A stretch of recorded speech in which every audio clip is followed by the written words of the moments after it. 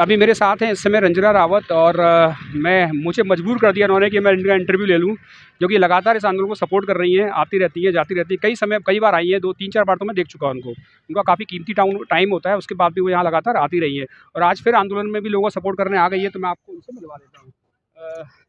नमस्कार मैडम, आपका बहुत स्वागत है मेरे चैनल पे। थैंक यू भैया, थैंक यू, आपकी अप्रिसिएशन के लिए बहुत बहुत थैंक यू। और आप यहाँ भी आ गई आज?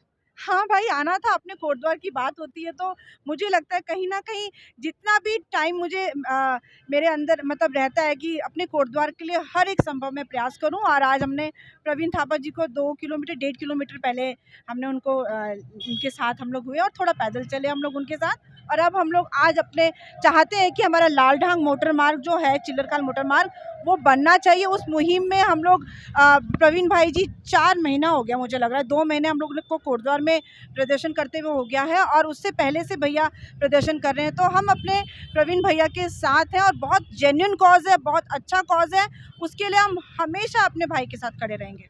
मैडम, मैं सबसे पूछता हूँ, ये मार्ग क्यों बनना चाहिए, इसकी ज़रूरत क्या है? ये ज़रूरत इसलिए है कि एक तो हमारा मार्ग है, वो हमारा अपना मार्ग नहीं, हमें यूपी से होते हुए जाना पड़ता है, ये हमारा पर्सनल मार्ग है। और कभी ऐसा हो कि खुदा ना खास्ता अगर हमारा यूपी का मार्ग अगर उधर बंद हो गया, अवरुद्ध हो गया, तो हम लोग तो कहीं के भी नहीं रहेंगे। अगर बरसात होती है, कुछ होता है, तो वो मार्ग अगर बंद हो जाता है तो हम लोग कहाँ जाएंगे? कोई मेडिकल सुविधा कोटद्वार में कोई मेडिकल सुविधा नहीं है, हमको हमेशा देहरादून भागना पड़ता है। तो उसके लिए अगर लालढांग चिल्लरखाल मोटर मार्ग हमारा उत्तराखंड का मार्ग, हमारा अपना कोटद्वार का मार्ग है, वो बनना चाहिए। और हमारे बच्चों को, क्योंकि सिडगुल में जो कंपनियां हैं उनको बहुत प्रॉब्लम होती है कि हम लोग को सामान उमान लाने के लिए, तो वो लोग कंपनियां भी नहीं आ रही है यहाँ पे। स्कूल में तनख्वाह भी बहुत कम मिलती है, जो मैंने पता किया है, उसमें क्योंकि गुजारा नहीं चल सकता। नहीं, क्योंकि उनको बहुत ज़्यादा बेनिफिट होता नहीं है। तो अगर लालढांग मोटर चिल्लरखाल बनेगा तो कंपनीज को भी बेनिफिट होगा, उससे हमारे जो युवाओं को रोजगार मिलेगा, उनकी जो तनख्वाह है वो भी बढ़ेगी। तो इस पॉइंट ऑफ व्यू से भी हम चाहते हैं कि लालढांग चिल्लरखाल बनना चाहिए। हमारे जो लोग वहाँ बीमार होते हैं, कुछ होता है, तो उनके लिए बहुत, एक तो बहुत शॉर्ट रास्ता है ये हमारे लिए, इसलिए बनना चाहिए। मैडम, अभी तक बन क्यों नहीं पाया? बन नहीं पाया, राजनीति की भेंट है। मैं आपको सच बोल रही हूँ, मैं खुद एक राजनीतिक पार्टी से हूँ, मैं खुद कांग्रेस से बिलोंग करती हूँ, लेकिन हमेशा हर एक दल ने इसमें राजनीति करी है। पता नहीं, अगर कोई जेन्युइनली करना चाहता तो इसमें आप अगर किसी ने केस डाला है तो क्या आप उसमें लड़ाई नहीं लड़ सकती है सरकार? में केस चेंज होते हैं, ऐसा कुछ नहीं है। चेंजेस होते हैं उसमें, और कई जंगल कट गए और उसमें रोडें बन रही है। तो एक ये छोटे से मार्ग में क्यों नहीं बन रही है?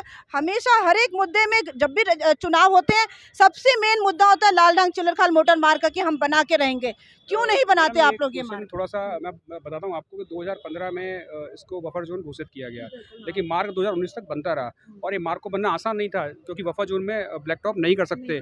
उसके बाद भी सब मिल गया था हमको, हम बना सकते थे, सारी सुविधाएं हमारे पास आ गई थी।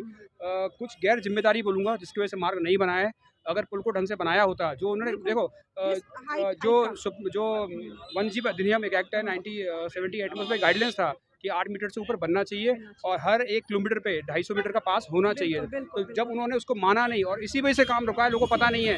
तो सुप्रीम कोर्ट ने ये नहीं बोला है कि आप बनाइए मत, उन्होंने ये बोला है सही तरीके से बनाइए। तो और ये बहुत अचीवमेंट था कि यहाँ की सरकार ने उस मांग को, मतलब जो एक होता है ना पास करवाना, क्योंकि बफर जोन के अंदर आप ब्लैक टॉप नहीं बचा सकते, वो उत्तराखंड को मिल गया था और उसके बाद में काम अटक गया। अब मुझे नहीं लगता कि सरकार के पास अच्छे इंजीनियर नहीं होंगे या पढ़े लिखे लोग नहीं होंगे, गाइडलाइंस से पता नहीं होगा। और उसके बाद और देखो 2019 से लेकर अभी तक अटका हुआ है। मैं यही कहना चाहती हूँ भाई जी कि जो उसमें पेश फंस रहा है, उसमें आप स्टडी कीजिए कि क्या कारण है। जैसे पुल का बोला आपने कि उसमें जो हाइट है वो कम है, हाथ ही नहीं जा सकते, हाथ ही नहीं जा सकते उसमें, तो आप क्यों नहीं उस पुल की हाइट को बढ़ा के उसको एलिवेटेड, उसे बढ़ा देंगे, रोड बन जाएगा। एलिवेटेड पुल बना दो, नीचे से हाथी जाएंगे, ऊपर से हम लोग जाएंगे, तो क्या प्रॉब्लम है? सिर्फ और सिर्फ एक पेज यही है और वो पेज बहुत इजीली शॉर्ट आउट हो सकता है, आराम से हो सकता है, सरकार चाहे। लेकिन अभी तक बहुत बड़ा दुर्भाग्य कि वहाँ पे अभी तक सरकार का कोई नुमाइंदा नहीं पहुंचा है। इतने दिनों से हम लोग प्रदर्शन कर रहे हैं, ना तो रितु खंडूरी भूषण जी पहुंची, मैं तो पहुंची, मैं तो एक छोटी सी कार्यकर्ता हूँ अपनी पार्टी का, और सोशल वर्क हूँ, मेरे को सोशल वर्क करना ज़्यादा पसंद है।